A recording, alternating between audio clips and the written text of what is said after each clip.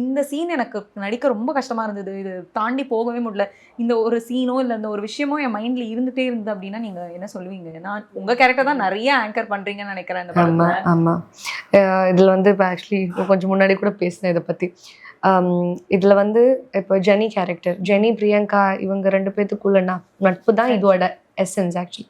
So இது ஃப்ரெண்ட்ஷிப்பை தாண்டி this is a kind of sisterhood மாதிரி. அது அந்த சாங்லாம் வரும்போது தெரியும், ரொம்ப பியூட்டிஃபுல்லான ஒரு ரிலேஷன் இவங்க 2 பேத்துக்கும். ஸோ பிரியங்கா வந்துட்டு கொஞ்சம் போல்டான ஸ்ட்ராங்கான ஒரு கேரக்டர், ஜெனி வந்துட்டு கொஞ்சம் சென்சிட்டிவான கொஞ்சம் இமோஷனலாக கொஞ்சம் வல்னரபிளான ஒரு கேரக்டராக காமிச்சிருக்காங்க. ஸோ ஜென்னி இறந்து போகிற அந்த ஒரு ஸ்டேஜ் இருக்குது. ஸோ டக்குன்னு வந்துட்டு பிரியங்காவுக்கு it is an total unexpected incident. So அவ்வளோ கொஞ்சம் ஒரு 2 hours பிஃபோர் கூட இருந்த ஜென்னி வந்துட்டு டக்குன்னு இல்லை, அவளை வந்து டெட் பாடியாக பார்க்குற அந்த ஒரு சீன் வந்துட்டு என்னால் தாண்டி போகவே முடியல. அது ஆன் ஸ்க்ரீனை விட ஆஃப் ஸ்க்ரீனில் கூட எனக்கு வந்து மென்டலி ரொம்ப எஃபெக்ட் ஆச்சு. ஏன்னா அந்த நைட்டு தான் ஷூட்டு. ஸோ ஐஸ்வர்யா அவங்க போலீஸ் எல்லாருமே இருந்தாங்க, சார் இருந்தாங்க. ஸோ அட்மாஸ்பியர் கூட லைட் அப் எல்லாமே அப்படி தான் இருந்துச்சு. ஸோ ஃப்ரெண்ட்ஸ் எல்லாருமே அழுதோம். நான் வந்து அதை பார்க்குற அந்த சீனில் வந்து சார் வந்துட்டு எனக்கு உங்கள் மேக்ஸிமம் கொடு அப்படின்னு சொல்லியிருந்தாங்க.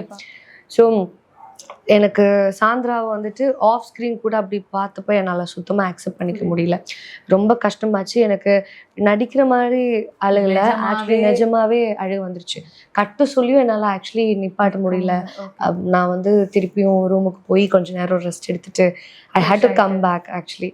ஸோ சாந்திரா கூட எந்திரிச்சிட்டு என்னாச்சுன்னா நல்லா அப்படின்னு சொல்ல வேண்டிய ஒரு சிச்சுவேஷன் வந்துருச்சு. அது ரொம்ப மென்டலி ரொம்ப எஃபெக்ட் ஆச்சு.